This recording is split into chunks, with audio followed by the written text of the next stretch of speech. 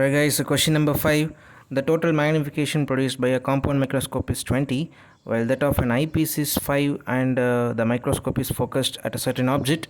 The distance between the objective and eyepiece, that is L equals 14 centimeter, and the focal length of the eyepiece and objective we need to find, and D equals 20 centimeter. Okay, here there is no specific condition whether the image is forming at infinity or near point. They didn't give, so we can fix it up like image is forming at D, that is 20 centimeters, since they give 20 centimeter, that's why. Right, where to start? So here they have given total magnification and the magnification of eyepiece, and we can able to find magnification of objective easily, right, using this formula. Okay, after that we have magnification of eyepiece from the question itself. By using this formula we can able to find Fe very easily, right.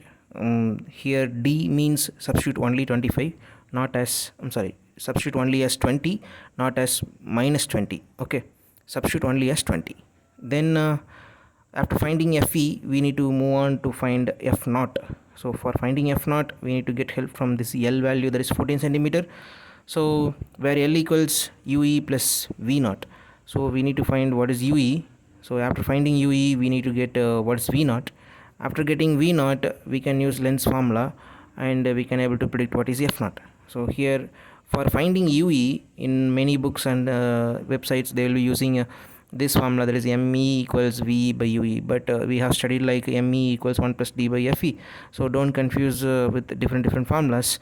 You can be able to find UE with the help of lens formula itself, because after this formula you will be getting FE in your hand. Then the final image is forming at D, that is minus 20.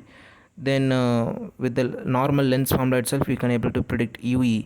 After finding UE you substitute here and get V naught.